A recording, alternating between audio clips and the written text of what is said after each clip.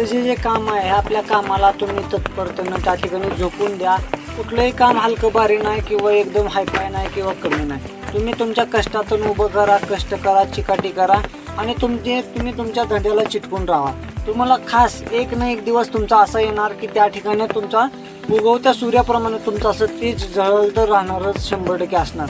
त्याच्यामुळे तुम्ही कुठल्या प्रकारच्या कामाला किंवा कुठल्याच ह्याला हलकं भारी नसतं आणि कुठलंही काम छोटं नसतं. प्रत्येक ठिकाणी तुम्ही जीवापासून प्राणपणाला लावून काम करा, त्या ठिकाणी तुम्हाला यश प्राप्त होईल. आणि जे करता अगदी मनापासून करा आणि तुम्हाला यश प्राप्त होणारच. आणि बघणारे लोक सुद्धा नुसते बघत नाहीत, तुम्हाला 100% फॉलो करत असतात. तुम्हाला त्यांचं काम आवडत असतं.